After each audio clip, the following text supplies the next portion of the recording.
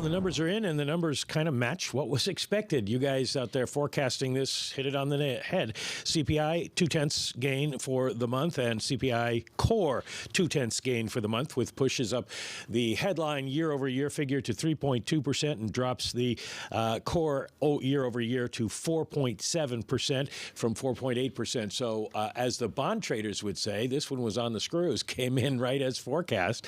Initial jobless claims, let's not forget that. This one jumps. We're up to 248,000. The prior week was 227 on an unrevised basis. We'll get the revision in just a second. Those are dropping slowly.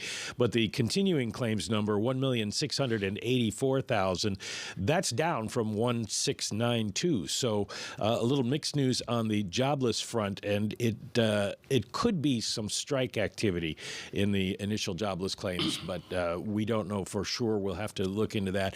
But claims are not the good news. For you at home, you're still getting ahead of inflation. Real average hourly earnings come in up 1.1%. That's a little bit slower than the 1.3% in June, but it still means you're making more than inflation's going up. Mike McKee, have you got that super core print? Have you got a read on that just yet? I don't have the super core just yet, but I can tell you that rent of shelter and rent of primary residence and OER, all those numbers come in at 0.4. So that is about the same in line as it was the prior month, so no great drop in overall numbers. But the owner's equivalent rent comes in up 1/10 at 0.5. So that's not going to be seen. I'm looking over at Mike here with 7 pages of printout here. It's totally impossible. First of all, I can't see it. Your eyes are better than mine. But my answer is we're at a 1%, move in NASDAQ 100.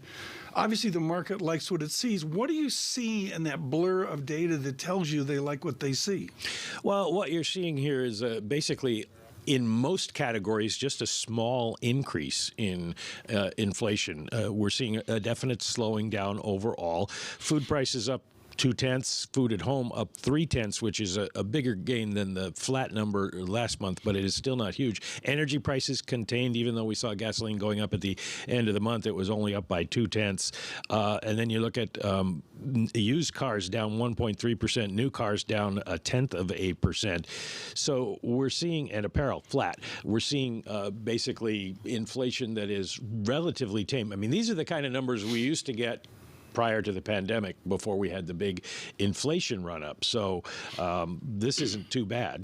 Kind of like what we saw in the payrolls report, Mike. It's like a pre-pandemic report in some ways. It is, and the weird thing is we don't know if this is a pre-pandemic report or if this is just the way things are these days. Well, that's the question. That's the hard part to know. Does this change after the summer? Have we got the ingredients here for a re-acceleration in inflation? Well, that's the argument.